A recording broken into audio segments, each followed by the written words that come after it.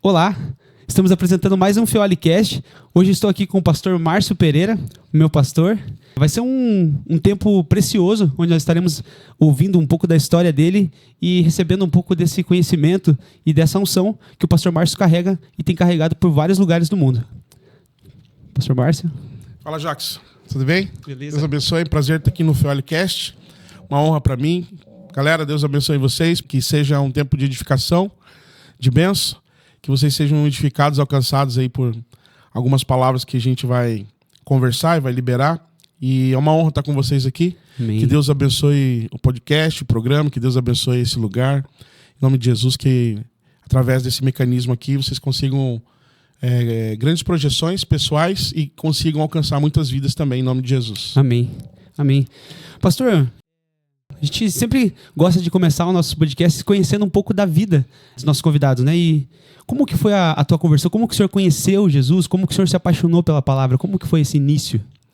Rapaz, eu tinha 11 anos de idade quando tudo aconteceu. A minha família estava recém-ingressada no Evangelho, né?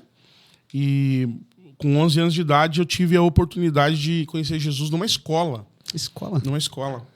E então, o apóstolo Carlos Monteiro, que foi meu pai na fé, que já está com o Senhor desde 2020, ele foi fazer um trabalho na escola, uma escola que até eu estudava na época, acho que eu estudava lá ainda, e eu tinha recém saído daquela escola para outra escola, mas era a escola que eu tinha estudado minha vida inteira ali, né, os meus primeiros anos escolares ali.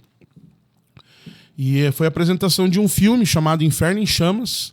Caraca. E aí, cara, houve a pregação do Evangelho e eu fui para frente. E foi o dia mais especial da minha vida, seguramente, até hoje. Já tive tantos dias maravilhosos, mais intensos até mesmo na presença de Deus, mas aquele dia, por ser o primeiro dia, foi algo muito, muito edificante para minha vida, que eu vou guardar o resto da minha vida. E ali fui para a igreja, era uma igreja pequena, né? As pessoas logo me abraçaram, algumas mulheres e homens de Deus me abraçaram ali. Me lembro bem da pastora Marlene, da Salo, que também já está com o Senhor. Começaram os trabalhos dos juvenis, falava na época, juvenis, né? Juvenis é velho, né? dos juvenis, que seriam os adolescentes hoje, né? E aí nós começamos ali, tive um primeiro contato em seguida com o Espírito Santo. Fui batizado com o Espírito Santo, assim, com o dom de línguas, né? Com 11 anos? Daí eu já foi um pouco mais, já tinha passado alguns meses, assim, eu acho que eu já estava com 12, mais ou menos, já tinha estava um pouquinho mais velho, tinha passado uns 6 meses, eu acho, disso tudo. E aí, com uns 12 anos, no máximo, foi quando tudo aconteceu, dessa questão de ser batizado com dom de línguas, né? E aí, sequências, né? Várias sequências pela frente aí. Sim. Mas o início foi assim. E aí você me iniciou no Ministério da Música, né? Teve algo que te apaixonou antes da música? Não, foi a música. A música. Mas assim, hoje em dia, quando a gente fala se apaixonar, é muito fácil nas igrejas, porque tipo, as igrejas têm música top, né? No sentido de, não músicos top até mesmo, mas a parte musical, assim, visual é bonito, né? Sim. Você olha a batera num aquário, você olha, né, os painéis de LED atrás, projeção. Chama atenção, né? Guitarra com um monte de coisa lá, pedaleira, distorção e coisa. Na época não tinha, né? Então, eu cheguei e me apaixonei pela música, porque era algo de Deus mesmo na minha vida. Só tinha uma guitarra e uma caixa. Não tinha bateria. As igrejas não tinham bateria na época. Sim, é verdade. Na época estava começando algumas igrejas a colocar bateria. Tinha uma restrição ainda. Uma resistência, sim. Então, mas foi o lance da música em si mesmo. Que tinha uma caixa e uma guitarra. Aí tinha um amigo meu também que tocava, e que na época não era meu amigo, mas ele era o cara que tocava o violão e a gente cantava. Fazia aqueles grupos assim gigantescos. Que legal. E a gente cantava, e foi ali minha paixão inicial. Em seguida, um ano depois, mais ou menos, não me lembro bem, aí a igreja comprou uma bateria Gope. Para você baterista que não sabe com a bateria Gope, você tem que estudar a história da bateria no Brasil aí, viu? Então, quando chegou a bateria, eu falei, nossa, que fera isso, cara. Eu tenho Nossa, olha que legal, aquele prato cheio de rebite. Nossa, que fera, mano. E aí a gente comecei ali querendo tocar, tal, mas eu era muito ruim, cara. Eu era muito ruim, assim. Eu tive uma história com a música, assim, muito, muito louca. Acho que vale a pena o registro, né? Porque eu comecei a estudar por conta própria, com alguns irmãos da igreja, tal, que um rapaz que sabia, tal, e ele começou a se desenvolver muito, assim, sabe? Mas eu não conseguia chegar, não desenvolvia. No mesmo, na mesma e também não tinha espaço também, né, para poder, não estava tendo muito espaço, tal, porque a igreja na época era dinâmica, assim, até hoje né? Acho que hoje é mais dinâmica ainda. Não, tipo assim, os caras vão tocar quem tiver mais preparado e não tinha muito espaço. Então, eu lembro que sempre quando eu testemunho isso, eu levava os instrumentos carregados no carrinho de mão, porque não podia deixar os instrumentos na igreja, visto que o bairro que a gente estava era um tanto quanto violento, assim, e a galera roubava mesmo. Os caras entravam dentro da igreja e roubavam, não dava para deixar lá. E aí tinha batera, tal, era um equipamento que custava caro, né? Custa ainda até hoje. Sim. E aí a gente tinha que levar todos os dias a umas 2 quadras da igreja, que era na casa de um irmão, que tinha espaço lá. Então todo culto levava-se para casa dele, todo culto buscava-se na casa dele. E aí tinha um culto chamado Tarde da Bênção, que era só as irmãzinhas que iam, sabe? Culto menor e tal. Esse culto que sobrava para... Que tinha oportunidade para você tocar. Para tocar, só que tinha que buscar equipamento. Aí era eu e mais um amigo meu, o Silmar, né? Depois eu vou divulgar para o Silmar essa live aí, para ele relembrar comigo. O Silmar tocava violão, guitarra, assim, violão, né? E eu tocava início da bateria. Daí a gente ia, o culto era às 3, 2 horas, a gente já tinha que estar carregando coisa. Pegar o carrinho de mão, levava aquela caixa que a gente tinha, levava os cabos, levava tal, e levava a bateria, que era o pior, né? Tinha que dar umas 2 viagens só da bateria. Nossa. Né? E aí, aquele estresse, né, cara? As irmãs cantavam num tom, ele tocava em outro, e quando ele achava o tom, a gente tocava lá uns 30, 40 segundos de música, a música acabava. E no total, se somasse tudo que eu toquei 5 minutos, todo louvor, né? Sim. Mas era o prazer de estar ali, né? Estar ali, né? Só que uma hora a galera começou a me escalar nos cultos da noite e eu, sabe, de repente a galera via a galera me evitando, assim, sabe? Daí eu falei a Deus, eu não quero isso pra mim, eu quero te agradar, tá? Me ensina aí, Senhor. Aí eu lembro que eu falei assim pra Deus, meu pai tocava aí, tocou na noite, não sobrou nada pra mim. Meu pai foi músico da noite, né, uma época, tocava baile, né, bailão, assim, banda de baile. E ele cantava, tal, ele gostava do sertanejo, o negócio dele era sertanejão, né? Tocava violão e tal, e tocava na noite, cantava. E aí eu falei, não sobrou nada desse lance da música pra mim, talento, assim. Cara, de repente eu comecei a me desenvolver, assim, cara, sobrenaturalmente, assim. Deus começou a me dar uma graça, de eu aprender as coisas rápido e tal. Aí deu um boom. Deu um boom que, tipo assim, de quarto baterista da igreja, eu passei a ser o primeiro. Caraca. Daí comecei a tocar no grupo principal da igreja, os caras falaram, mas como esse cara aprendeu tão... Não tocava nada, daqui a pouco tá... Né? Mas foi eu atribuo... Todas as coisas eu atribuo a Deus, Jacques, mas essa em específico foi um milagre de Deus mesmo, na minha vida. É um dom que eu ganhei, e dom é um presente, né? Sim. A palavra dom é um presente que você ganha sem merecer até mesmo. Porém, não sei se eu merecia ou não merecia, o fato que Deus... Eu pedi esse presente e Deus me deu o presente. E aí a coisa começou a acontecer. Daí muitas etapas, né? A etapa que eu tocava só batera. Depois eu comecei a estudar violão. Como é que eu estudava violão? Com revista, ouvindo. As revistinhas de cifra, né? Porque na época não tinha internet, né? Obviamente. Então, meu pai tinha uma mercearia, por exemplo, e eu pegava o violão lá e ficava lá, tipo... ouvindo canções no rádio. Né? A gente tinha umas 2 rádios gospel em Curitiba na época só. Pegava mal pra caramba no dial ali. Você quase não conseguia sintonizar. E o que dava era aquilo ali. De repente, uma parte do dia, assim, cara... Tô falando um evangelho que a galera não conhece. Tipo assim, sim, nossa. A história de como chegou tudo fácil. Hoje a gente tem 4, 5 rádio gospel, pega bem. Sim. Tal, o cara, né? Na época não tinha. Instrumento de qualidade hoje também, né? Aí é covardia. Aí não dá nem para pôr na mesma mesa. Sim. Né? Mas aí saía das rádios gospel e eu tinha que escolher. Tipo, eu passava 5, 6 horas sentado ali, que eu cuidava da mercearia do meu pai. Caraca. Que não entrava gente toda hora, né? Então, um dado momento tinha bastante movimento assim, outro dado momento ficava ali, né? Não tinha nada pra fazer. E ficava ali com o violão, ouvindo música, cara. Ah, cara, eu ouvia desde tudo, tá? Tipo assim, desde Zezé de Camargo e Luciano. Tudo mesmo. Tudo, até Michael Jackson, né? Tipo, ia passando as rádios ali e eu ia aprendendo os acordes e exercitando os meus ouvidos, né? Caramba. Eu lembro que eu fiquei uma vez, acho que uns 30 dias pra tirar uma música do Roupa Nova, cara. E não tinha os acordes, umas músicas, assim, aquela música em específico, uma música difícil. E eu não conhecia direito e ficava ali montando os acordes que eu não conhecia. Não, pela sonoridade. Mas isso foi um exercício para o meu ouvido, sabe? Também foi um dom que Deus deu, assim, do lance de tocar pelo ouvido, né? Exercitar o ouvido. Isso na frente foi muito útil. Bom, daí passou por isso a liderança de jovens, adolescentes. Aí eu passei a cantar também. No final dos anos 90, Deus me sacou da bateria. Daí já tinha estudado, né? Aí já estava em outro nível mais profissional. Então, aí que a gente entende, né? Tem um tempo de preparo. Total. Tem um tempo de preparo. Às vezes, assim, a gente começa igual você que começou na bateria, ali vamos pensar assim nos bastidores ali, né? Na parte mais escondida, tal, tocando 5 minutos.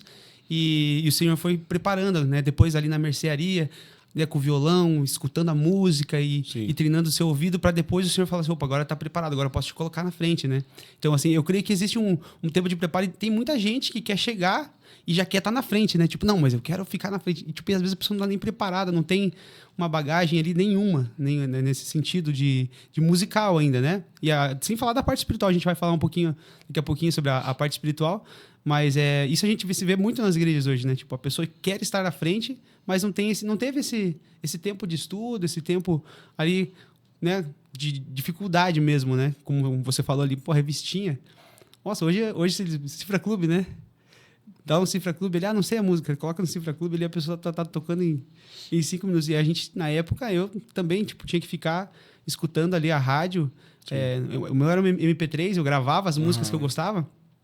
Cara, vou gravar isso aqui. E aí, tipo, dava pra gravar 2, 3 músicas no meu MP3. E aí você gravava pedacinhos, assim, esse aqui eu vou ter que tirar, né? Pra depois a gente poder ouvir e tirar. Que também, na minha época, não era assim, a internet era discada, né? Então não era todo mundo que tinha também, né? Eram algumas casas que tinham. E eu ficava ali com o MP3 também. Então, tipo, essa dificuldade que tinha, né? Fazia bem. Fazia bem pra gente, né? Porque você tinha que se esforçar mais pra conquistar algo, né? E agora, tipo, tudo tão fácil, né? O MP3, ele veio bem depois, né? Esse lance aí. E que foi importante pra você, né? Nossa, demais. Pelos teus esforços e tal.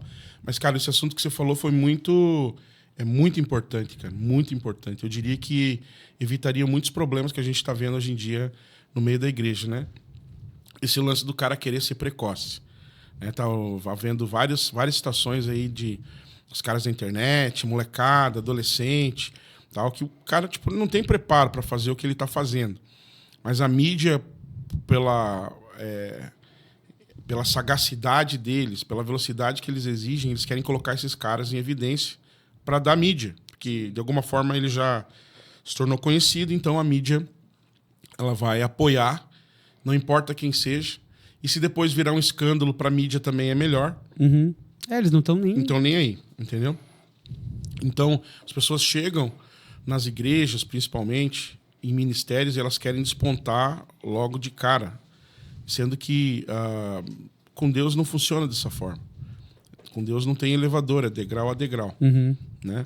Então, o tempo do preparo é muito importante. A gente não tem paciência para poder passar por esse tempo de preparo para chegar aos altos lugares. Quando Deus nos faz promessas, ele vai cumprir as promessas, mas vai fazer a gente transitar naquele caminho da promessa. Sim. Né?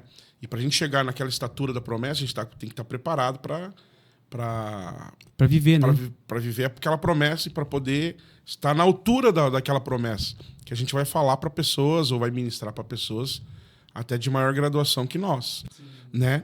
Eu já tive essa experiência de olhar assim para o auditório e ver caras assim, com 30 anos de evangelho, 40 anos de evangelho, os caras bons de teologia, excelentes, pessoas, músicos até mesmo, né? De dividir palco daí com caras bons da música e tal, né? Como, tipo, Paulo Baruch, Sérgio Sass, Scooby Carvalho, a Baby do Brasil também, uma vez a gente esteve junto, assim, cara, tipo, você olha assim e fala, uau, tipo, o que eu vou tô junto com esses caras. Então são pessoas de nível que, se você não tem um certo nível, você também vai tipo, passar carão, vamos dizer assim, né? Vai passar vergonha. É muito importante o tempo do preparo, que a maioria de nós, inclusive eu também, a gente não quer passar. A gente quer ir direto pros lugares altos, né? Então, é muito importante. Mas, assim, esse assunto da música, ele sempre me norteia, porque música é um ministério perpétuo. No céu vai ter adoração com música full time, né? Todos os outros ministérios vão passar, esse da adoração, que a adoração não é diretamente música, mas música pode ser um objeto de adoração. E eu creio que no céu nós vamos ter esse atributo. Então, esse sempre me norteia, sempre onde eu vou, continua abrindo portas, continua abrindo caminhos, continua abrindo o mundo espiritual. Mas isso eu entendi, né? Porque no começo eu colocava como primeiro e, na verdade, não é o primeiro, né, na minha vida. Deus foi nessa trajetória, você vai entendendo que você vai sendo acrescentado mais coisas a você. Mas, assim, na música a gente norteou bastante coisa também. Hoje eu falo pouco de música, assim, porque tem sido secundário na questão de como Deus está me usando. Primário para minha comunhão com Deus, sempre. Vai me levar mais rápido para o céu, né, para as atmosferas. Mas secundário na questão do que Deus quer fazer na minha vida. Então, chega um momento que você ama tanto a Deus, que você ama mais a Deus do que aquilo que os atributos que Ele te deu. Dons e projetos pessoais, né? Mas a gente tem bastante coisa também para a galera conhecer, né? Seguir Agora eu tô blogueirinho agora também. Né? Blogueirinho. Eu tô vendo? Só que não, né? Eu me esforço, o pessoal me cobra, né? Para abençoar, para a galera ficar... Porque o pessoal quer acompanhar as palavras, quer acompanhar alguma coisa nova na área musical também. Depois eu vou deixar o meu... Pode Instagram, passar aqui o Instagram. Instagram. Você tem canal no YouTube também ou só Instagram? Não, só Instagram e o Facebook. Mas mais o Instagram, que a gente usa mais para questão ministerial. E aí, Deus foi fazendo nessa trajetória, agregando tantas coisas. Mas na música especificamente, a gente gravou alguns materiais. Já trabalhei... Já tive 2 estúdios, né? Aliás, tipo, parabéns pro estúdio de vocês aqui. E divulgar para a galera aqui, né? O estúdio do Jackson Feoli aqui. Vem aqui, que aqui você vai ser bem acolhido. Amém, e vai ser bem recebido aqui. Vai ser uma benção, com certeza. Então é isso. Na área da música a gente fez muita coisa, muitos seminários, já ministrei, várias coisas, né? A gente continua fazendo ainda, mas em outras vertentes também. E a gente percebe assim, né, pastor, principalmente na tua caminhada, assim, eu acompanho desde os meus 15 anos ali, né? E a música gerou muita autoridade, assim, né, no teu ministério, né? Através da música você foi ganhando autoridade sobre os lugares, sobre pessoas ali. E eu queria que você falasse um pouco sobre isso. A música gerou isso também, na verdade, a música que já veio do Senhor para minha vida, o dom já veio recheado de coisas, né? E quando Deus reparte coisas para nós, para o reino, ele precisa ter pessoas de autoridade. Porque o próprio conceito do reino, é um conceito de um rei que domina, que governa. Né? O reino de Deus não é diferente. Nós temos um rei que é Jesus. Ele não divide o seu posto de governo com ninguém, mas ele divide a mesa, ele divide os atributos do reino conosco. Sim. É difícil pensar assim na nossa mente ocidental, porque o conceito do reino que nos é empregado no dia a dia, desde quando a gente nasce, é assim, um conceito de um rei que está num posto inacessível, porque eu garanto, sem ter te perguntado antes, que se você já viu um rei na sua vida. Nunca.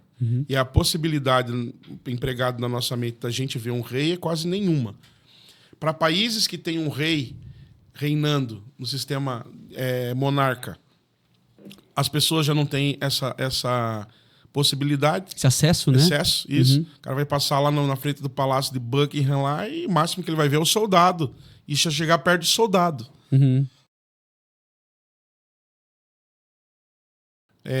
Então, você consegue ver o soldado, mas não vai conseguir nunca estar com o rei.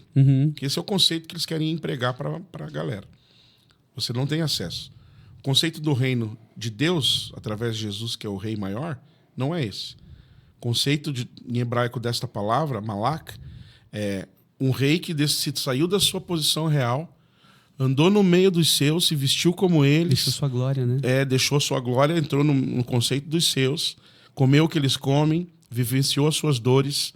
Para quê? Para poder entender e ser mais efetivo na vida deles. Uau. Então é completamente diferente. Então o rei, ele realmente não vai dividir o seu trono, mas ele vai dividir o seu reino. O seu reino com as pessoas. Né? Nós falamos, venha a nós o teu reino, seja feita a tua vontade. Né? O reino continua sendo dele, do rei maior, mas nós temos acesso às coisas do reino.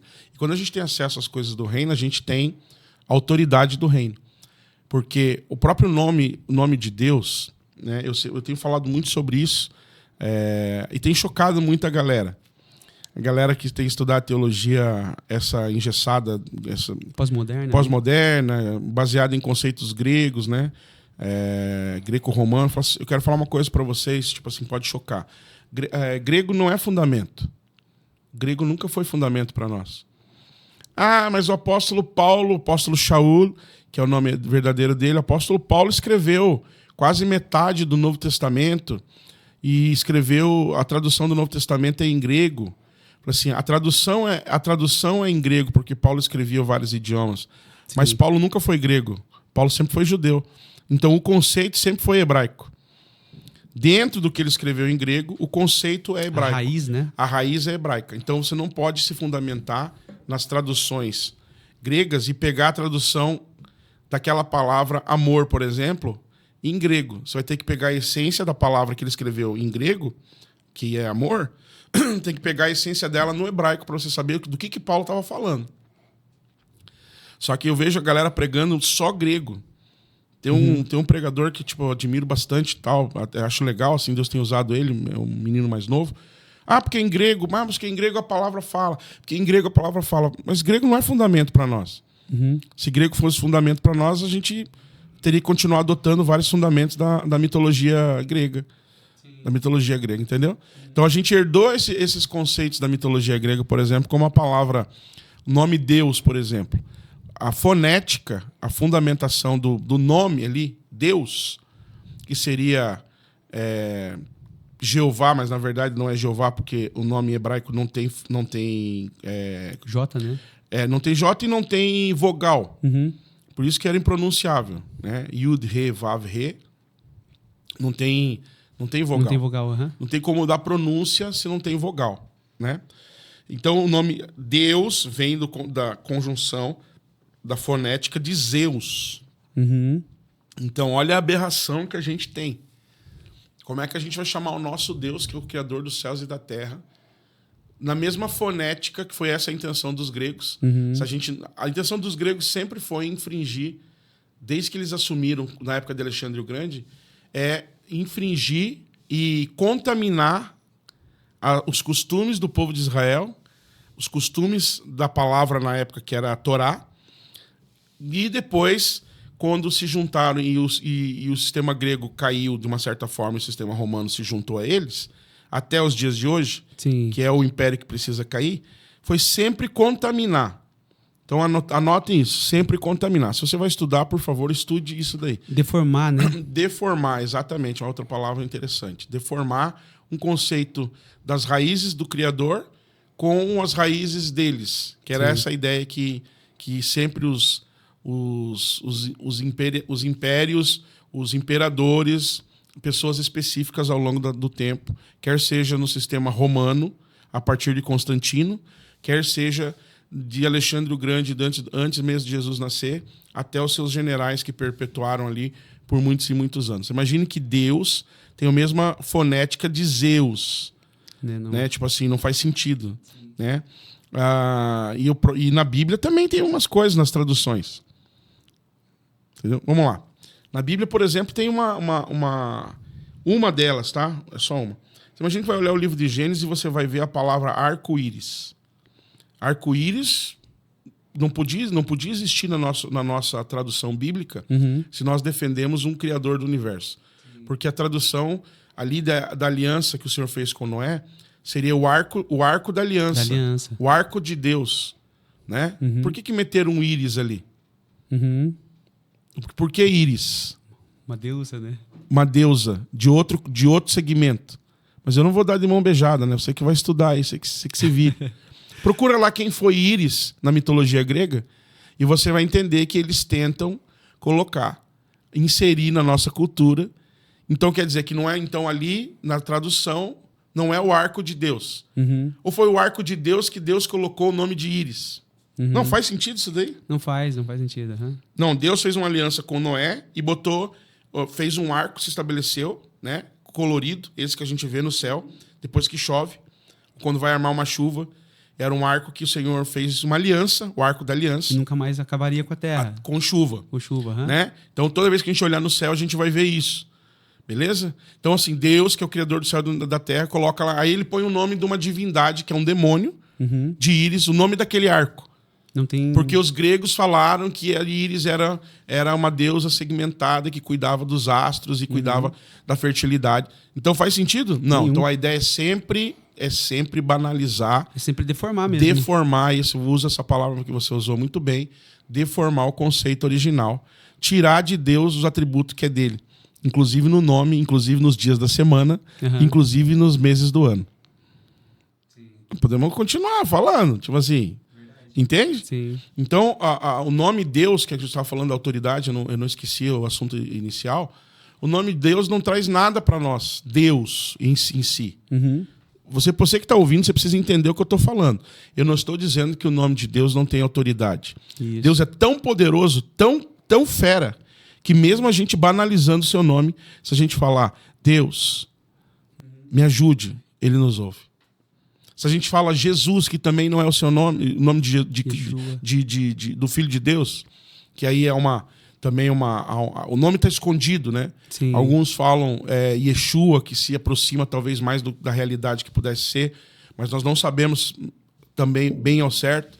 Tem um outro segmento chamando o nome do Mashiach de Yahusha, né? É um outro segmento através de alguns escritos e tal. Nós não sabemos, mas fato é que Jesus também não é. Mas o nome de Jesus, nessa nomenclatura ocidental, Jesus, porque todas as traduções, igual você já falou, começam com a letra Y, que seria no nosso alfabeto moderno, né? Que seria Yud, que é o que eu vou falar agora. Todos os nomes começados com Y, que seriam Yud no alfabeto hebraico, esses nomes, eles tiveram uma alteração. Em todos os nomes começados com Y, foi colocado a letra J. No lugar. Né? Mas o nome Jesus, que também não é o seu nome, é o nome mais conhecido no mundo, mais falado no mundo em todos os tempos. E quando você começa a falar do nome de Jesus, coisas sobrenaturais acontecem. É louco isso, por mais que não seja o nome dele. Né? O nome de Jesus é poderoso. O nome de Jesus é sobre todos. Nome mais santo, nome mais lindo. Não sei direito, não lembro mais, Lemar de Campos. Nome sublime é o nome de Jesus. Né? Então, o nome de Jesus, ele cara, é impressionante. Os demônios quando muda você fala... o ambiente. Completamente. Mesmo não sendo... A gente não falando o nome correto, né? Ali, Yeshua, mesmo a gente falando em português aqui, né? É impressionante. Ele muda o ambiente. Sacode o mundo espiritual. Demônios assim se manifestarem com o nome de Jesus. Algum código que o Senhor... Cara, Deus é poderoso, mano. Eu não sei. Algum código que ele acionou na eternidade ali para que esse nome, mesmo que seja banalizado, ele tenha esse poder. Demais. Então, só para falar a questão do nome de Deus, o que dá autoridade para nós é a vida de Deus em nós. Né? E para falar de onde que vem essa origem dessa questão autoridade para a vida de qualquer pessoa. O nome originalmente, como eu falei, Yud, He, Vav, He, começa com a letra Yud, é do hebraico sempre da direita para a esquerda, né, escrito. Por isso, alguns falam assim, melhor é o final de todas as coisas do que o começo, né? Então, o Senhor já começa pelo final. A partir da escrita, né? Ah, mas o que tem a ver a língua hebraica? É a língua dos judeus hoje, é uma língua... Não, você precisa entender que as letras hebraicas é a letra que Deus usou para formar tudo. Sim. A partir das letras hebraicas, né, Deus usou para formar tudo que há. Então, Yud, Re, Vav, Re, que é o nome de Deus, a letra Yud, que é a menor letra do alfabeto, ela significa autoridade. Né? E em hebraico tudo faz sentido. Então, para você entender, todas as palavras que originalmente saem dessa letra vão ter um conceito de autoridade sobre essa palavra ou o que ela significa. Exemplo, Yud significa autoridade, daí vem uma palavra bem parecida de Yud, que é Iad, que é mãos. Uhum. Então, Deus nos deu um símbolo de autoridade na nossa vida, que são as mãos. Pode ver que tudo aquilo que você for adquirir, que mostra que você tem autoridade, quer seja um documento, uma casa ou um carro, você vai assinar, firmar com as mãos. Né? Tudo que você vai tomar posse, desde que um aperto de mão de firmar um acordo, é com as mãos. Né? Então, esse conceito de mãos é muito importante. Né? Por isso, se tiver alguém doente, estende as mãos, manifesta a autoridade, libera algo liberado de autoridade sobre mãos. Sobre as mãos das pessoas. Então, eu entendi isso muito tempo depois, obviamente, mas esse lance da autoridade me norteou com a questão do dom que Deus me deu, porque a música, à medida que Deus foi acrescentando na minha vida, coisas grandes, a música foi me dando mais autoridade para poder falar de. Né? Então, quando você se torna relativamente reconhecido musicalmente, agora falando, você tem uma autoridade para falar do assunto. Sim. Né? Então, eu acho que aí entraria dentro do que você disse. Como a música me deu essa autoridade para falar desse assunto. Né? É lógico, eu tive que estudar algumas coisas. Né? Teve coisas que veio de graça. Cara, muita coisa veio de graça. Muita coisa veio do céu. Assim. Outras eu tive que ralar peito. Mas eu era meio Jackson, assim. Aquele cara fuçador, que curioso. E eu não sei fazer, mas eu vou tentar. Cara, isso é coisa top, cara. Sim. Eu nunca recrimino quem faz isso, porque é o segredo para você alcançar coisas grandes. É como o Davi, né? Davi, ele era um músico ali, vamos pensar, um camponês, né? Que estava ali cuidando das ovelhas, mas que a música, né, abriu portas para que ele pudesse entrar dentro do palácio. Sem dúvida. Então, se ele não fosse bom na música, provavelmente o nome dele não teria sido citado na mesa. Verdade, mano. Né? Enquanto ele estava ali no pasto, alguém deve ter passado e ouvido ele tocar, e ouvido ele cantar, e falou assim, esse menino, ele toca bem, porque a palavra diz, ele toca bem, não fala assim, ele mais ou menos, né? Tipo, arranha ali uma harpa, né? Não, ele tocava bem, ele era bom, né? Então, assim, a gente percebe essa preparação mesmo, né, que a gente vem falando aqui, essa preparação, e o que essa preparação trouxe essa autoridade para Davi, para que ele pudesse entrar dentro do palácio e ver aquilo, um pouquinho daquilo que Deus tinha para ele, né? Porque eu imagino que quando Davi entra naquele palácio, ele já tinha sido ungido, né? Sim. Eu imagino que Deus está mostrando para ele assim, olha, é isso aqui que eu tenho para você. Espera, sim. É isso que te espera, né? E ele menino ainda, né? Ali, se a gente for analisar a história, passou-se 30 anos, né? Para que Davi pudesse se tornar o rei, né? Então, ali, quando Saul perseguia a Davi, eu estava pesquisando, ele tinha 64 anos. Uau. E Davi tinha 16. Então, tipo, era assim, um homem feito perseguindo um menino. Tipo, nos dias de hoje, se a gente for analisar isso, não tem cabimento. Como é que uma pessoa de 64 anos, meu pai, perseguindo, vamos lá, ali alguém que a gente conhece aqui, 16 anos, vamos pensar o Mário, acho que o Mário tem 14. Tipo, cara, não tem cabimento, não faz jus, né? E assim, mas por que essa perseguição? Por causa da autoridade que já estava sobre a vida de Davi, né? E por causa da música, né? Sim. E pra gente seguir aqui, a gente sabe que existem vários poderes, né, que regem o mundo, né? O poder da informação, o dinheiro, né? Ali, o network, as influências, os prazeres do mundo, os vícios, essas coisas todas elas regem o mundo e pessoas são aprisionadas por esses poderes, né? Elas não conseguem sair. O dinheiro, mas todo poder ele tem também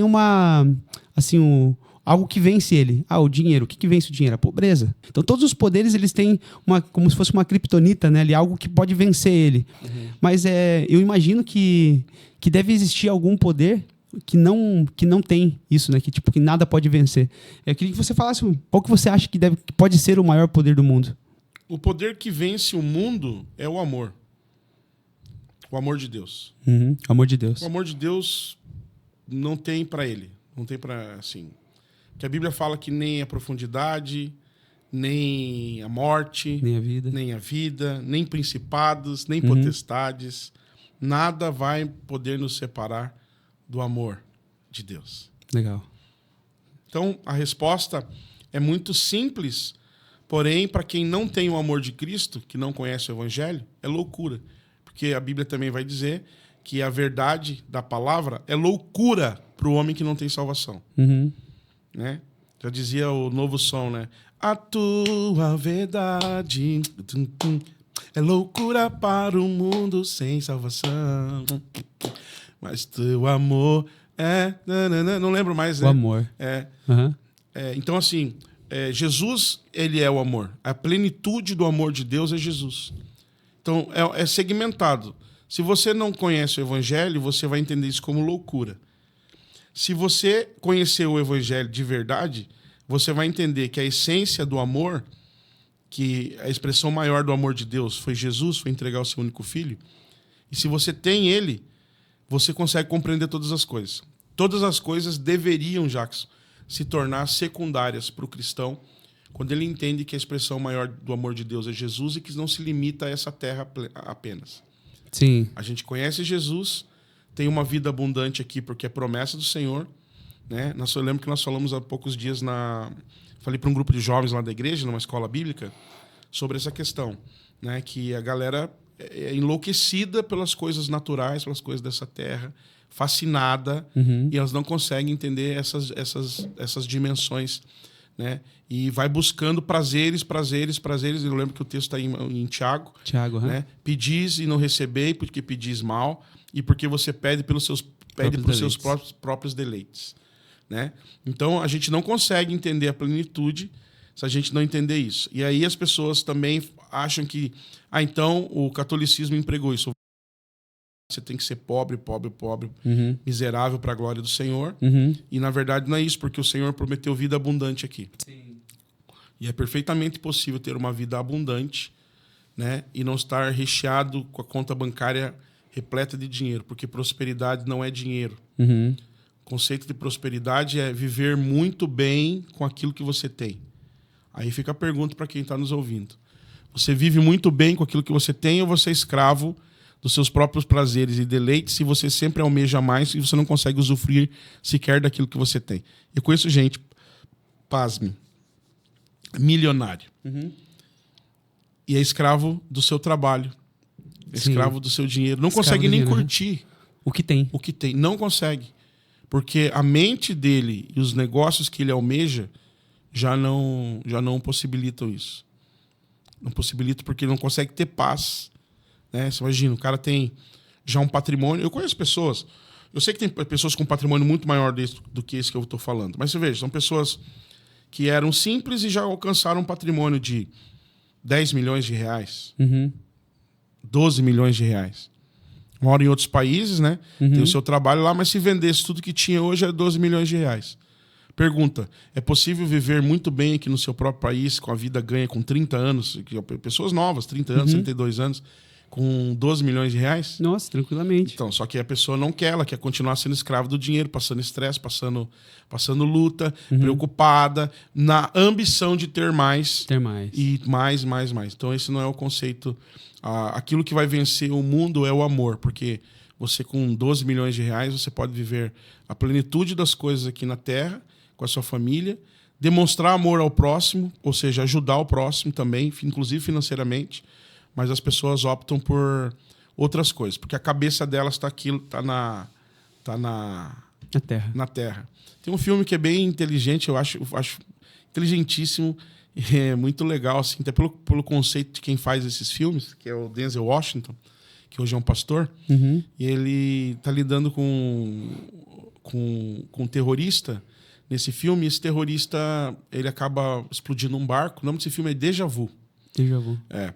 E é um filme fantástico, assim. A história eu acho fantástica, já assisti muitas vezes. e ele consegue, através de um mecanismo da CIA, que é a CIA, voltar no tempo para poder tentar impedir o desastre. E ele consegue encontrar o suposto... O terrorista, né? Que até então a polícia não tinha rastro nenhum dele. E ele fala pro cara assim: teu problema é que você é igual o Satanás. Você só pensa no presente, mas Deus pensa na eternidade. Uau. Entendeu? Sim. Então o ser humano é assim, pensa só no presente. No presente. E a gente tem que pensar no porvir. Uhum. O conceito do amor vai te levar a essas coisas. Se você não conhece o amor, sequer você vai seguir aqueles passos que nós falamos, Sim. que você tem que trilhar um passo para chegar até o final, você não vai conseguir. Então, por isso, se torna muito vago para quem está nos ouvindo e muito superficial, porque ele não conhece o amor de Cristo. Uhum.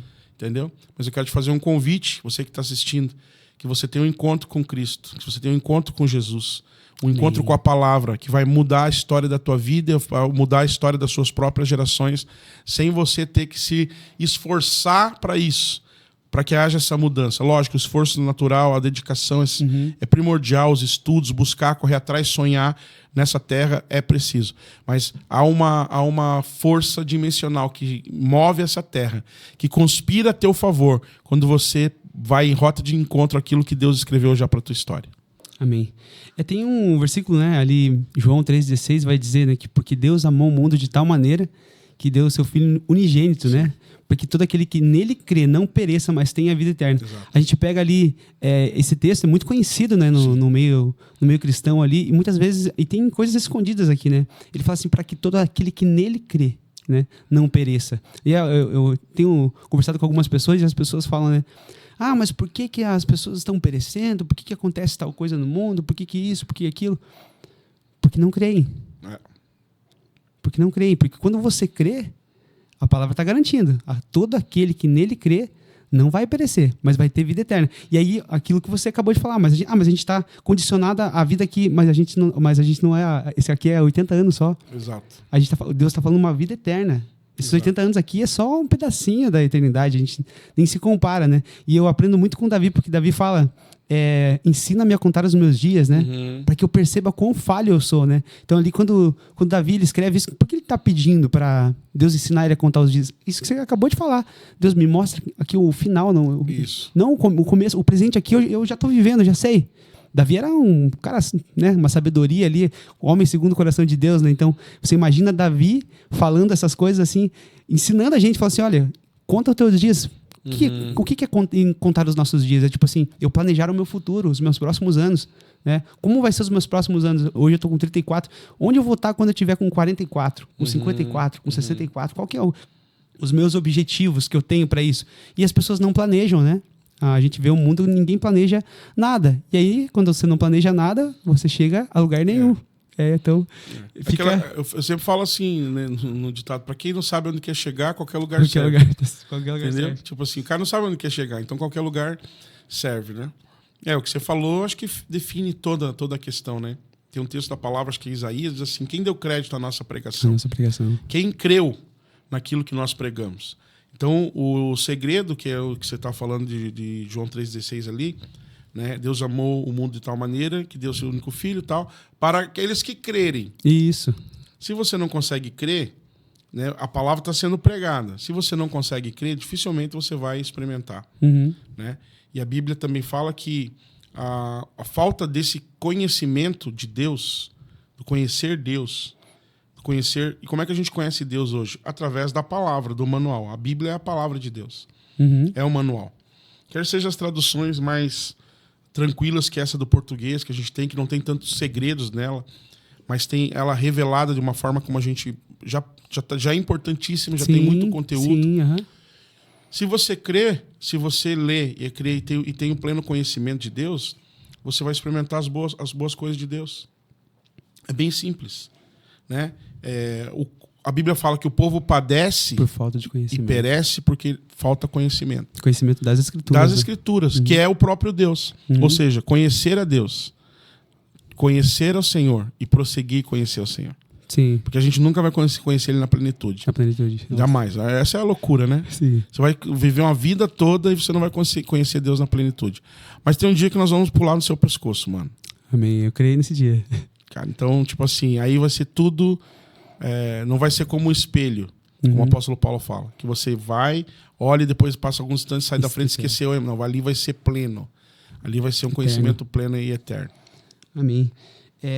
Eu tenho também percebido, né, que todas as coisas que a gente precisa para a nossa vida, elas estão ao nosso redor, né? Tudo que a gente precisa ali, seja um contato, seja algo que você precisa para o teu dia a dia, tudo está ao nosso redor. Mas muitas vezes a gente não reconhece, né? Eu escutei uma história de um pastor americano e ele dizia... Mike Murdock, o nome dele. Ele dizia assim que ele tinha a empresa dele e ele estava procurando uma gerente para a empresa, né? Ele falou assim, eu preciso de uma nova gerente e tal. E Deus falou para ele assim, a tua secretária. E ele falou, não, senhor, ela é minha secretária. Ela não é minha gerente, eu preciso de um gerente. E Deus falou, a sua secretária é a sua nova gerente. Ele falou, não, isso não. Então, tipo, ele não reconhecia na secretária dele a nova gerente dele. E com o passar do tempo ali, ele foi percebendo tipo, que ele fazia várias entrevistas e várias pessoas vinham e os atributos que ele buscava naquelas pessoas, naquelas entrevistas, ele começou a pensar, aquela voz, né, do Espírito Santo na cabeça dele começou a falar assim, a sua secretária. Todos os atributos, né? E aí ele falou assim, tá bom, senhor. E aí colocou a secretária dele como gerente, né? Ele falou assim, a minha empresa, tipo assim, ela estourou, assim, né? Tipo, começou a acontecer tudo o que eu precisava, porque tudo que eu precisava estava ali, estava ao meu redor, mas eu não reconhecia, né? Eu não reconhecia. Ele conta uma outra história também, semelhante a essa, que ele tinha uma casa num campo, e essa casa, ele falava assim, puxa, eu gosto tanto aqui, mas eu queria morar num lugar onde eu tivesse passarinhos, onde eu tivesse uma cachoeira por perto, né? Onde tivesse peixes e tal, né? Ele falou assim, essa casa aqui acho que eu vou vender ela e vou mudar para outro lugar. Aí um dia estava no final de culto, ele chamou um amigo para ir na casa dele almoçar, e esse amigo chegou e estava andando assim na propriedade e falou assim, nossa, que legal esse lugar aqui, né? Você poderia fazer um tanque de peixe aqui, por que você não faz um tanque de peixe aqui? Ele nunca tinha contado isso para ninguém, né? Aí ele falou assim, ele estava vendo aquilo que eu desejava, aquilo que eu sonhava. E ele falou assim, tá certo que se você tirar essa terra daqui, né, você vai ficar um buraco aqui e a terra você pode colocar lá naquele outro lado, onde você pode fazer um monte, né, ficar tipo um lugar alto assim, sim, onde você vai poder ouvir os pássaros cantando, você vai ver toda a sua propriedade, e se você fizesse aqui também uma fonte, né, onde que ela jogasse água para cima, você conseguiria ouvir o barulho das águas o dia todo. E ele falou assim que naquele momento o Espírito Santo estava... Ele falou assim, ele sentiu que o meu amigo era o próprio Espírito Santo me direcionando, falando assim, olha as coisas que você está me pedindo, né? Tá tudo aqui ao teu redor. Ó. É só você descobrir. O teu sonho está tudo aqui com terra. Tá com terra em cima. Você tem que tirar essa terra daqui, colocar para lá. Quando você for para lá... Ele falou assim, e depois que eu fiz isso na minha propriedade, ele falou assim, hoje eu ando pela propriedade, ele falou assim, o meu pai fala... olha, se eu tivesse que escolher um lugar para tirar as minhas férias, seria na sua casa. Ele falou assim, então, o ambiente da minha casa é o ambiente que eu desejava, que eu sempre sonhei. Ele falou assim, mas eu não conseguia reconhecer. Ele falou assim, então, isso me fez perceber que tudo que a gente precisa está ao nosso redor. Às vezes, coberto de terra mesmo, às vezes, ali, tipo, a gente não consegue ver, né? Porque pela fé ali, a gente, puxa, como é que eu não consigo ver? O Espírito Santo vem e abre os nossos olhos. Olha, tira a terra daqui, coloca para lá e olha, faz uma fonte aqui, você vai ouvir o barulho. Então, tipo, às vezes são pequenos detalhes que faz a gente... Opa, é isso que o Senhor queria. E seguindo aqui para nossa conversa, eu gostaria que você falasse um pouquinho, né, sobre como reconhecer essas coisas, né? Como você faz para reconhecer isso que está ao seu redor, mesmo você sabendo que precisa reconhecer, mas como? Cara, essa pergunta que você fez, ela tá... No meu ponto de vista, está altamente ligado a coisas que nós falamos no começo aqui, que é aquele lance de você ter uma trajetória para chegar num lugar. Se você não consegue desenvolver o teu plano, o plano de Deus original, dentro do seu meio que você está vivendo hoje, visualizar ele, mas dentro do contexto que você está vivendo, você não vai conseguir chegar nele. E Deus me deu uma graça muito nesse sentido, assim, que daí... Tem N situações que eu criei ao meu redor na época, em várias situações, para poder fazer o meu melhor com aquilo que eu tenho, né? Tem um cara que fala sobre isso, acho que é o Portela, fala assim, faça o seu melhor com aquilo que você tem, no momento que você tem, que está vivendo, ofereça o melhor daquilo que você pode, daquele momento. não é isso, mas é mais ou menos isso. E isso é muito valioso, tem muito valor. O problema é que as pessoas elas não querem vivenciar a sua realidade. Porque elas têm vergonha. Hoje é pior ainda, já. Porque o cara quer começar... Vou dar um exemplo aqui, nós estamos num podcast. O cara quer começar um podcast, Deus me deu um sonho de um dia ter o meu podcast. Mas ele quer começar com uma câmera de última geração. Ele quer começar com equipamentos igual esse que vocês têm aqui. Ele quer começar com luzes profissionais, microfones. Então ele tem um custo de 100 mil reais, 50 mil, 70 mil reais. Ele fala assim, eu não tenho condição, então não vou esperar Deus me dar a condição. Deixa eu falar uma coisa para você. Você nunca vai ter condição. Porque não é assim que funciona. Uhum. Como é que funciona? Você começar com aquilo que você tem. Que você tem. Eu sempre falo por aí e falo assim, não despreze os pequenos começos. Não despreze os pequenos começos. Quem consegue não desprezar os pequenos começos chega em altos lugares. Massa. Cara, é batata na minha vida. Eu já fui muito criticado. Mas você vai fazendo não sei o quê. Cara, é o que eu tenho. Uhum. Uma época que nós começou a gravar esse CD, a gente não tinha condição de mandar rodar prensado 1000 cópias. Lembra disso? Nossa, sim. Eu falei, cara, era uma grana. Então o que nós vamos fazer? Nós vamos fazer cópia normal. Cópia ali no computador no mesmo. No computador. Media Player. E Media Player. Nero. Nero, pra queimar os CDs, né? Cara, e vai tocar. A cada tantos, um pode dar um pau, mas aí a gente tem um mecanismo pra trocar o CD se a pessoa quiser e tal. Cara, mas é o que a gente tem. Entendeu? Eu fazer gravação, precisava de um shakezinho pra fazer. Não tinha, nós fazia com arroz mesmo. Você tá entendendo? Sim. Vai pôr um microfone na caixa da bateria. Não tem um SM57? Usa ainda SM57? Porque esse é violento, né? Esse é o melhor. Esse é o violento, né? Esse aí passa... É o dinossauro da parada, né? Pode passar gerações. Não, ele tá sempre ali, né? Microfonando os cubos. Caixa. E tal. O bicho é violento. Pra você ver, tipo, não passa, né? Não tô indo muito desatualizado. Cara, você não tem um SM57. Cara, eu vvou meter um outro ali mesmo, similar. Hoje tem muito... Tem paralelo, né? Tem os Arcano. Tem os... Você tá ganhando pra fazer essas propagandas aqui? Não. Vou ganhar pra fazer essas propagandas aqui. Não pode... Entendeu? Dá uma força aí. Né? Então, hoje ainda tem os similares. Na época não tinha. Sim. Você tinha que pegar, cara, e falar assim, cara, eu vou pegar esse leção aqui mesmo, meu irmão. Nossa. Cara, não tem o que fazer. E depois a gente tenta ganhar alguma coisa na mixagem. Na mix ali, entendeu? Vai ficar top das galáxias? Não vai, mas vai parecer uma caixa de bateria, vai parecer... Você tá entendendo? Sim. Mas os caras não querem. Eles ficam esperando até comprar o SM57 ou vir um anjo descer lá e falar assim, eis que estou te dando aqui de presente. Cara, larga de ser burro. Você não vai chegar. Você não vai conseguir desse jeito. Você vai ter que aprender como que é o molde. Sim. Como é que é bom viver bem no redor, usufruir com aquilo que tá. Tudo que você precisa, que você falou, já tá ao nosso redor. E eu nunca tive vergonha para isso aí. Acho que esse que é umas grandes virtudes. Porque eu sei de onde eu saí. Entendeu? Sim. Eu não saí vestindo camiseta importada, eu não saí pregando já nas 9 nações onde Deus me levou. Não saí, cara. Eu saí com as coisas simples. Nós gravávamos, tipo, material de vídeo, aquele lixo, aquela porcaria que hoje, tipo... Mas não é que a gente fazia porque a gente era relaxado. A gente tava fazendo o melhor que a gente tinha. Com o que tinha. Entendeu? Então, é muito simples viver aproveitando tudo que está ao seu redor. Cara, e é realmente muito pertinente isso que você falou. Tudo já tá preparado para nós, de acordo com a realidade que a gente tem. À medida que você vai graduando, Deus vai te acrescentando coisas novas. E aí você vai conseguindo melhorar e melhorar e melhorar. Entendeu? Para você nunca esquecer de onde você saiu. Uma coisa que eu procuro preservar, quero deixar uma dica para você, para outros pregadores, cantores, ministros. Essa dica, ela tem um valor imensurável. Financeiramente não paga. Você teria que me dar muito dinheiro para poder. Seja humilde.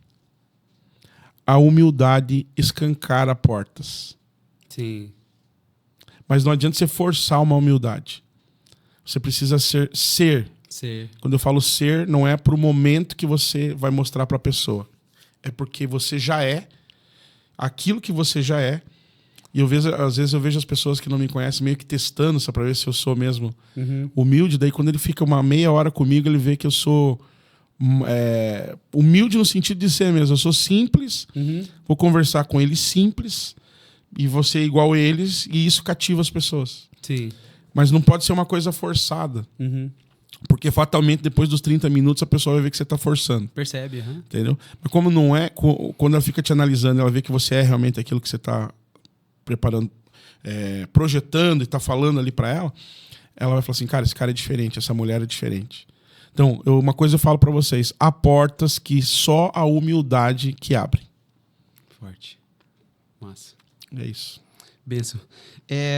Pastor, aqui a gente sabe que você tem essa caminhada na música, a gente falou sobre tudo isso, mas também você tem um ministério pastoral, né? E no ministério pastoral a gente passa por várias batalhas, né? Até, assim, gostaria que você comentasse alguma batalha espiritual que você passou, em nível que você gostaria de falar, assim, né? Que você acha que pode abrir, mas compartilhasse com a gente alguma batalha desse tipo. Primeiro eu quero só distinguir assim que para mim não existe uma diferença do ministério musical, o ministério da música, meu ministério é um todo. Um combo. É um combo. Eu não consigo desvincular mais uma coisa da outra. Dados momentos, obviamente que vai ser só música, só adoração, né? Para isso eu tenho os seminários que eu dou, aliás, quero deixar uma divulgação aqui, que acho que é bem importante hoje para a igreja, pela falta de conceito que eu vejo na música nas igrejas, né? Aliás, vocês todos são responsáveis aí. Essa galera que ministra louvor e tudo errado nas igrejas, e vocês são responsáveis.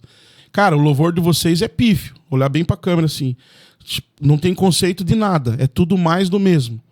Tá? Vocês têm que começar a ir para a palavra e estudar a palavra para ver o que é a função principal do louvor e quais as atmosferas que a gente tem que provocar dentro de uma igreja, na área da adoração. Deixa eu explicar para vocês. Louvor não é mantra. Beleza? Louvor não é mantra, é isso que vocês provocam nas igrejas de vocês aí. Que você vai numa igreja de manhã, é as mesmas sequências musicais, você vai na igreja à tarde, as mesmas sequências, e na igreja da noite, as mesmas músicas e mesmas sequências, tentando provocar um ambiente de adoração sem ter havido quebrantamento, sem ter havido preparo, sem nenhuma canção de comunhão com irmãos e muito menos canções de celebração. Então vocês estão perdidos. Vocês provocam sempre a mesma coisa porque vocês não estudaram. Aliás, vocês não estudam nem o instrumento de vocês. Vocês conseguem fazer uma sequência de acordes, de 3 acordes, vocês conseguem errar a sequência. Tá, assim, então, já para dar uma pancada já aqui, que é para nego ficar esperto. Então, vocês precisam voltar para a escolinha, estudar com os caras que são até mais conceituados do que eu, que foram meus mestres, Ademar de Campos, Azaf Borba, os caras das antigas aí, para você ensinar que às vezes, se chegar na igreja hoje, Jackson, qualquer igreja, qualquer um que nasceu aqui no bairro, na região, fala assim, vai chegar um ministro ali do nada e vai se reunir com os músicos e falar assim, eu vim ministrar, eu quero que vocês me acompanhem. Só que hoje Deus só quer canções de guerra. Vamos tocar quais canções de guerra? Vai bugar, mano. Verdade. Primeiro porque os caras não sabem tocar, e segundo porque a igreja nem sabe o que é guerra. Os caras padronizaram a igreja com adoração de músicas espontâneas. Então, teve uma galera que foi para a intimidade com Deus e tá tudo certo. Ali naquela intimidade gerou canções espontâneas, e canção espontânea não tem regra. Sim. Beleza? Canção espontânea é espontânea. Não tem regra. Você vai seguir o espontâneo ali. Só que a urgência do evangelho que Deus tem para nós, Deus permitiu que essas canções se tornassem espontâneas, que eram uma coisa de um conlio pessoal ali, daquele grupo que estava ali, permitiu que isso vazasse para as esferas fora dali. E as pessoas experimentassem aquilo. E aquilo virou uma regra. Então, a sem métrica, a desordenada, e só fluindo a adoração, porque entenda, quem estava no espontâneo ali já estava quase no terceiro céu, irmão. Sim, ele já tinha vivido isso, né? Entendeu? Já estava ali. Agora, se você traz isso para o ambiente da igreja, o cara chegou ali desbeiçado, descabelado, endemoniado às vezes. Como é que você vai levar o cara para o terceiro céu lá? Não, você tem que ter um tempo de preparo. Você tem que ter um tempo de preparo. Tempo de preparo, canções que exaltem o nome do Senhor, que tenham conteúdo, que tenha letra, que tenha... Sabe? Então, assim, é muito louco isso que está acontecendo, que eu tenho visto assim. Me sinto um extraterrestre às vezes. Porque não é o que eu entendo, não é o que a Bíblia fala. Entendeu? Há canções que são só de guerra. Sim. Vou chegar um dia e falar assim na igreja: só canções de comunhão hoje, com a igreja, comunhão entre irmãos. Salmo 133, ó quão bom e suave é que vivam unidos os irmãos. Às vezes você vai cantar canções de comunhão. E se nós fizéssemos um culto só de canções de comunhão, como é que seria? Não seria, porque os caras não. Porque vocês não cantam. Não conhecem, Vocês não conhecem. Aliás, porque pegar uma canção de comunhão que vai ter 5, 6, 7 acordes, vocês vão se lascar todos. Né? E a igreja também não sabe. Porque às vezes estou na igreja e vou cantar uma canção. Correu um pouquinho a afinação, eu não vou parar para afinar agora, tá? Não consigo ir além do seu olhar. Tudo que eu consigo é imaginar. Já deu ruim aí pra alguém. A riqueza que existe dentro de você. O ouro eu consigo só admirar. Te olhando eu posso a Deus adorar. Tua alma é um bem que nunca envelhece. Matou um monte de gente já. Será? E de minuto o já. pecado não consegue esconder a marca de Jesus que existe em você. O que você fez. Aí eu canto essa canção nas igrejas, que a galera, algumas pessoas conhecem, mas a igreja em si não toca essa canção.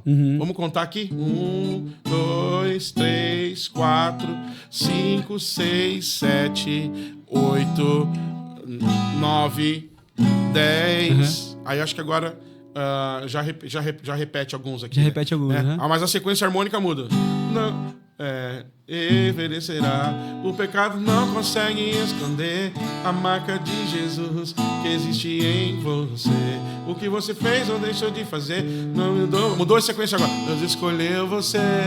Sua raridade não muda. Cara, é uns 6 meses para os caras tirar essa música. Mudou aqui. A progressão, já era. Mudou a progressão, acabou. Só que, assim, é difícil? É claro que é difícil. Você tem que estudar em casa. Agora é mais fácil que fazer isso aqui, ó.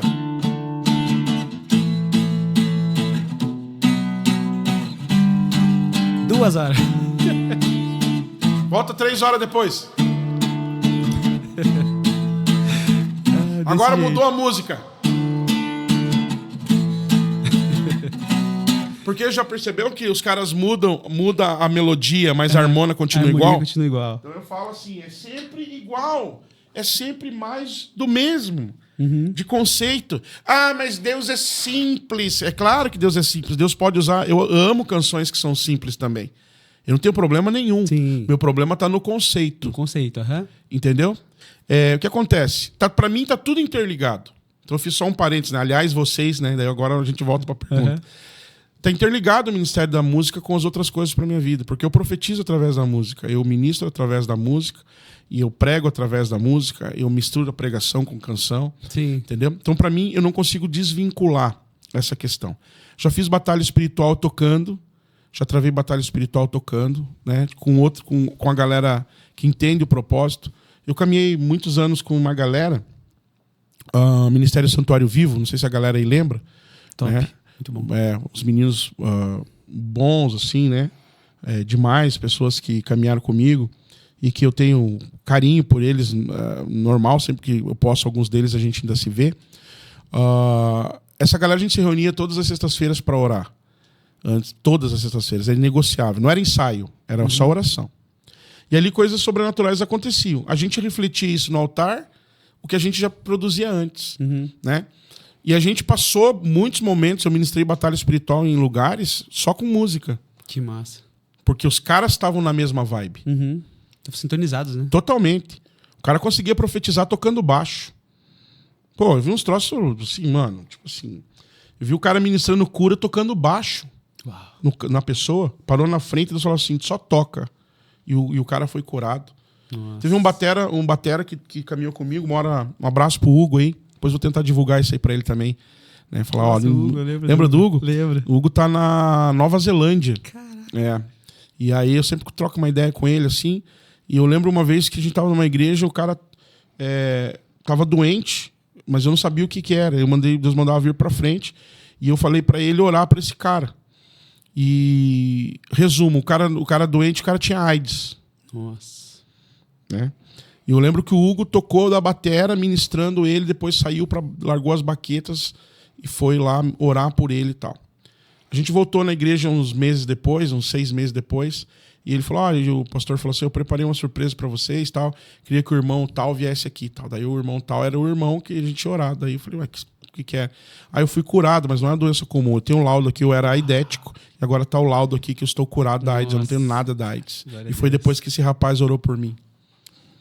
Pô, loucura, mano. Nossa, demais. Loucura. Demais. Entendeu? Então profetizar tá também vinculado a essa questão musical. Batalhar espiritualmente, processo de libertação, já vi.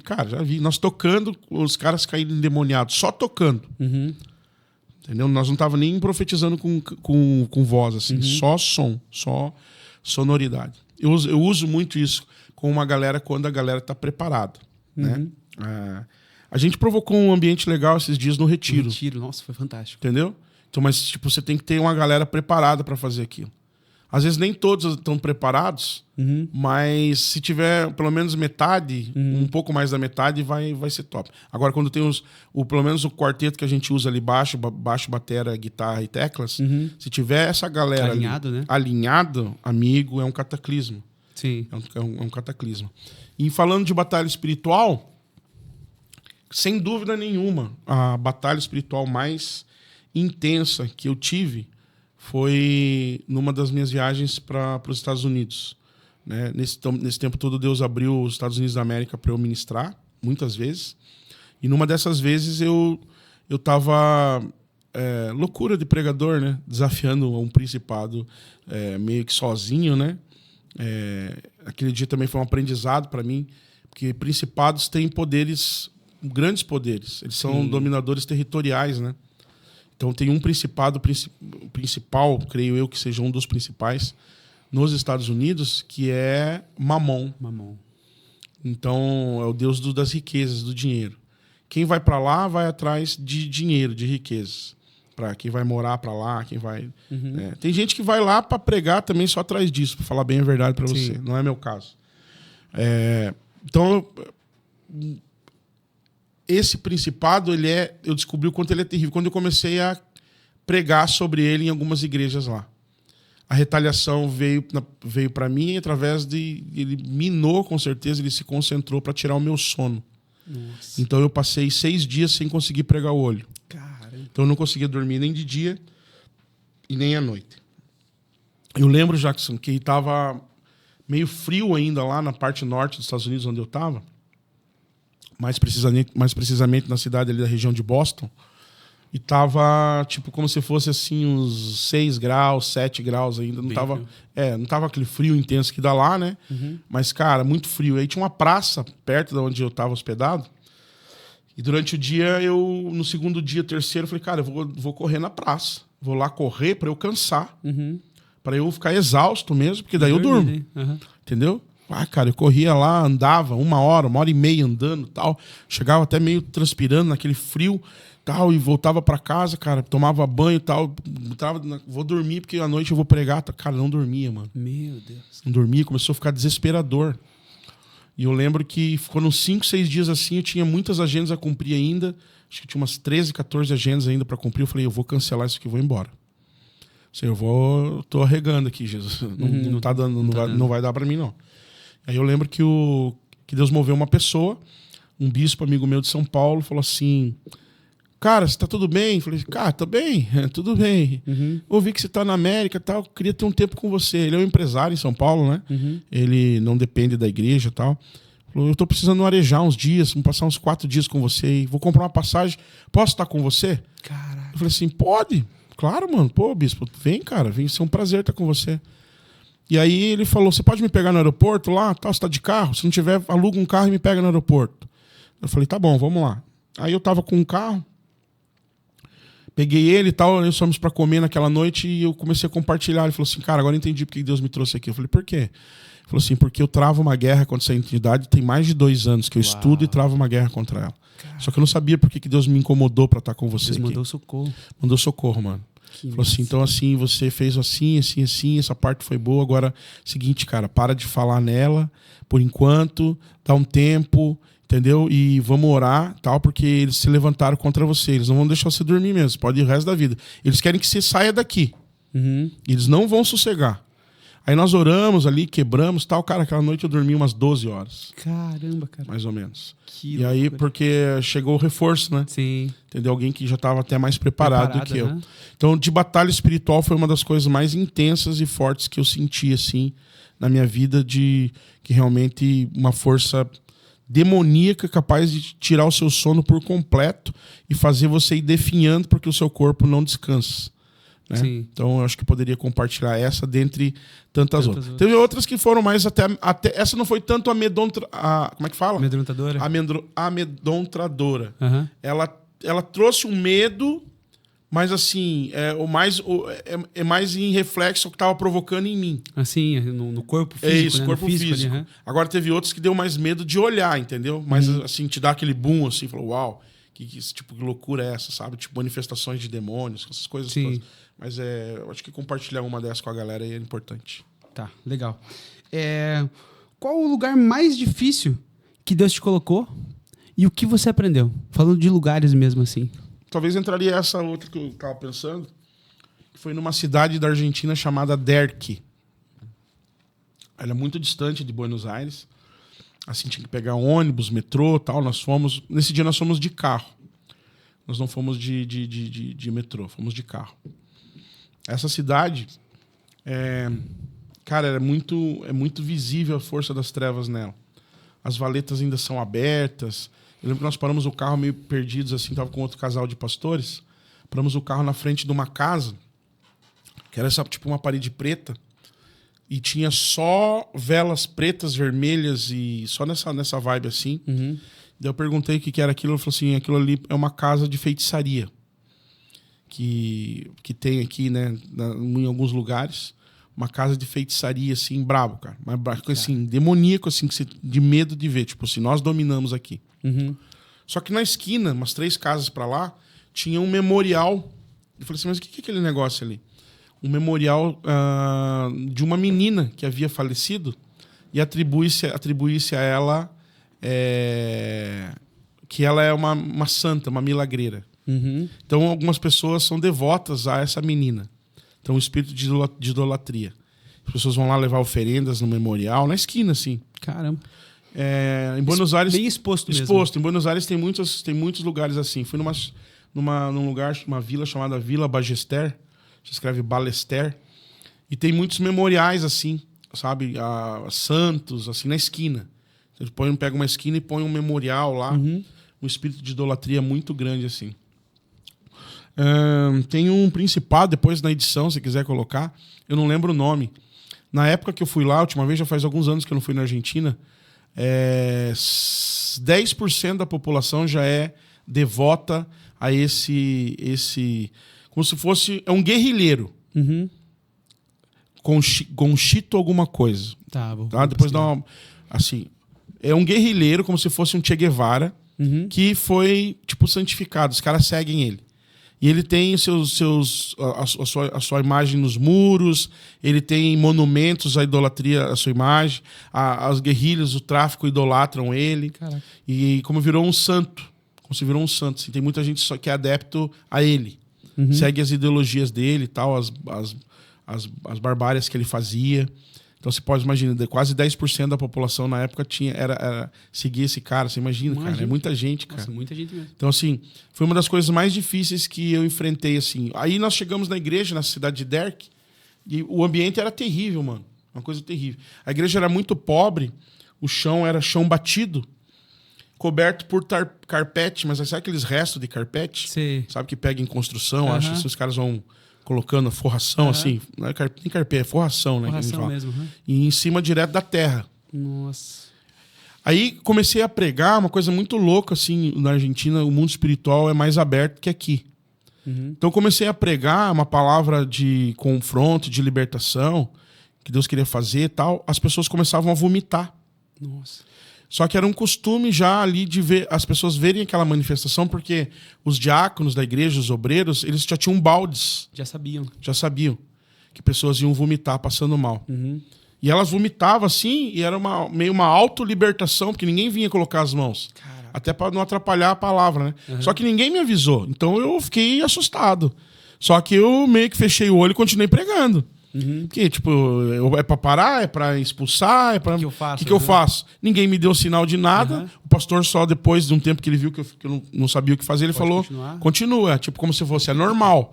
Essa leitura, só a experiência no evangelho que você vai conseguir, né? Sim, sim. Fazer, né? Agora, é muito louco, porque tinha 5, 6 pessoas ao mesmo tempo vomitando. Caraca. Vomitava, parava, pô, Zil levava aqueles baldes pra lá, sei lá que tinha dentro, se era gosma, se era... Cara, coisa meio nojenta, assim, até. E daqui a pouco outras pessoas. E depois eu vi isso em outras igrejas Libertação também. mesmo, né? Libertação, meio que uma autolibertação, assim, sabe? Os hispanos aqui da América do Sul usam muito, expulsando, sai pela saliva. Umas coisas loucas, assim. Né? Não sei, tem um desconhecimento bíblico se isso tem alguma coisa na Bíblia com relação a isso. Confesso que a gente não sabe tudo, né? Graças a Deus. A gente tem sempre a aprender coisas. Mas eu tenho um desconhecimento. Só sei que, cara, muita gente usava isso e os caras já estavam meio que no automático ali. E saíam dali libertos, assim. O fato é que acontecia. Acontecia. Né? Só que é uma coisa tão diabólica, Jacques, que libertava, mas, tipo, parece que volta, não sei se o contexto, a cidade. É uma cidade de prisão, mano. Eu nunca vi um ambiente tão hostil, assim, na minha vida, assim. De mais medo, assim, que me deu, de hostilidade. Foi esse lance dessa cidade, sabe? Sim. Derk. Caminhando pro nosso finalzinho do nosso podcast, queria que o pastor falasse sobre 3 verdades que o mundo não aceita.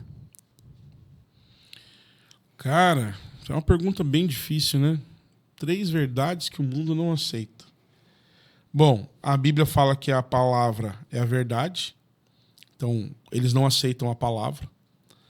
Jesus falou assim que eu sou o caminho, a verdade e a vida. Eles também não aceitam Jesus. Né? Aliás, o seu próprio povo não o aceita. Né? A Bíblia fala que ele veio para os seus. Os seus não receberam. Os não receberam, rejeitaram ele. Até hoje, né, não reconhece Jesus como Mashiach, né? Um dia eles vão ter que se dobrar. Todo o joelho, né? E vão ter que saber, falar, cara, o Mashiach veio para nós há 2000 anos atrás e nós não reconhecemos. Né? E o próprio Criador, porque a teoria da evolução é uma contestação frontal ao espírito da criação, né? Ao Criador em si. Que a ideia, como eu falei aqui em um dado momento aqui no nosso bate-papo, é sempre destruir a verdade com uma meia-verdade. Né? O que é mitologia? É um mito. E um mito não é a verdade. Entendeu? Sim. É algo que se aproxima... Se aproxima da verdade. Se aproxima da verdade para destruir o conceito da verdade. Né? Então, eles não aceitam também Deus como Criador, não aceitam que existe um Criador soberano que criou os céus e a terra, que enviou seu Filho para resgatar o homem do pecado, né? E deixou a sua palavra para que seja o norte para nós. Se não vai aceitar o Criador como dono da palavra, tampouco aceitarão o seu Filho e tampouco aceitarão a própria palavra. Né? Se a gente for mais objetivo, vai girar tudo em torno disso.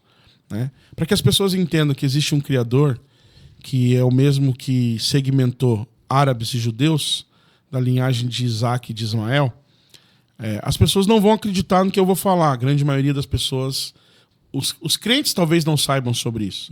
Mas quem não é crente, não é cristão, não professa essa fé, ele vai falar que isso é idiotice, de gente alienada.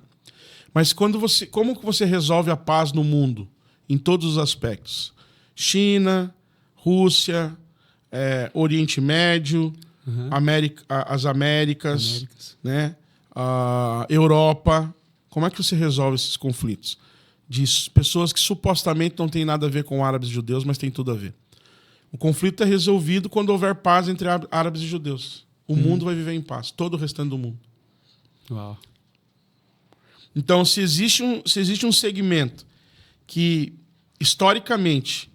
é comprovado que saíram da mesma raiz que foi Abraão, e Abraão foi um homem que foi escolhido por Deus e ele participa das 3 maiores religiões do mundo, Ele é respeitado por cristãos, por muçulmanos e por judeus. Abraão é o pai da fé dos judeus, que é Abraão, né? É o pai na fé dos árabes, né? Que são, em suma maioria, muçulmanos, que é Ibrahim. O mesmo. Não, o nome do nosso pai é Ibrahim. Aí os judeus falam, não, o nome do nosso pai é Abraão. Entendeu? Não, mas o nosso pai verdadeiro é Abraão, que gerou Ismael, que é o nosso... Entendeu? E os judeus falam assim, não, Ismael não era o filho da promessa. Aquela coisa toda. Aquela guerra por território ali. Então você vê que as 3 maiores religiões da Terra se norteiam em cima de um Deus criador. E as duas principais que regem financeiramente até mesmo, né, com muitas questões do Oriente Médio ali, né, elas vêm da mesma linhagem, só que elas brigam por causa de um território.